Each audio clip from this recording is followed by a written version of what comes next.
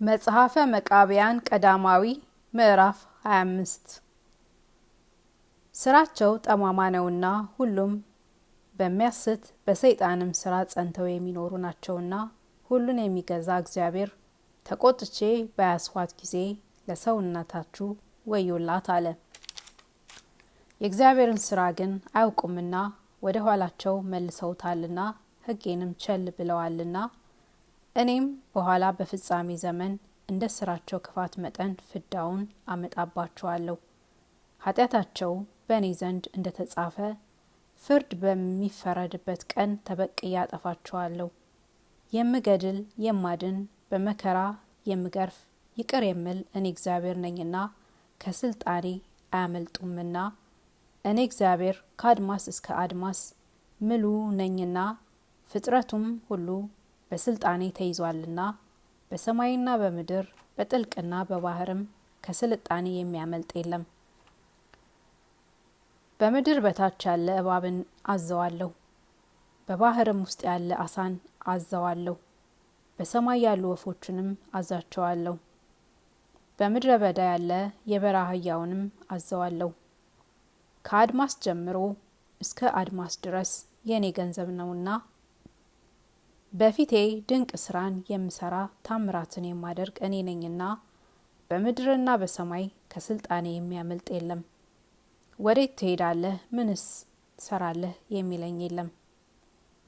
እኔም በመላእክት አለቆችና ሰራዊት ላይ አዛለሁ። ስሙ የሚጠራው ሁሉ ፍጥረት የኔ ገንዘብ ነው። በምድረ በዳ ያሉ አውሬዎችና በሰማይ ያሉ ወፎችም ሁሉ ከብቶቼም የኔ ገንዘቦች ናቸው። ከአዜብ ነፋስ ይነሳል፣ በመስዕም ያለ ድርቅ ይጸናል። ኋላ በፍጻሜ ዘመን ወደ እርሷ የሚመጣ ከእግዚአብሔር መፍራት ገናንነትም የተነሳ የኤርትራ ባህር ሰምታት ትጠፋለች። እሱ የሞቱትና ያሉትን ሰዎች ይገዛልና ከሳባና ከኖባ ከህንደኬና ከኢትዮጵያም ወሰናቸውና አውራጃቸውም ጋራ ሁሉ ሰምታ ትጠፋለች። ከፍ ባለ ስልጣንም በየዋህነት ሁሉን ይጠብቃል። ከስልጣኑ ሁሉ የሱ ስልጣን ይበልጣልና በስልጣኑም ምእመናንን ይጠብቃል። ስልጣኑም ከስልጣኑ ሁሉ ይጸናልና መንግስቱም ከመንግስቱ ሁሉ ይበልጣልና ስልጣኑም ዓለሙን ሁሉ የሚገዛ ነውና ሁሉን ይችላልና የሚሳነውም የለምና በሰማይ ያሉ ደመናዎች ሁሉ ይገዛል። በምድር ላሉ ከብቶች ሳርን ያበቅላል፣ በዝርዝሩም ላይ ፍሬን ይሰጣል። እንደ ወደደ ለሁሉ በየወገኑ ይመግባል፣ በየፍሬው በየምግቡም የፈጠረውን ሁሉ ይመግባል። ለግብረ ጉንዳንም በምድር በታች ላለ ለኩብኩባንም በምድር ላይ ላሉ ከብቶችም ለአውሬዎችም ይመግባቸዋል። ለጸለየ ሰውም ጸሎቱን ይሰጠዋል።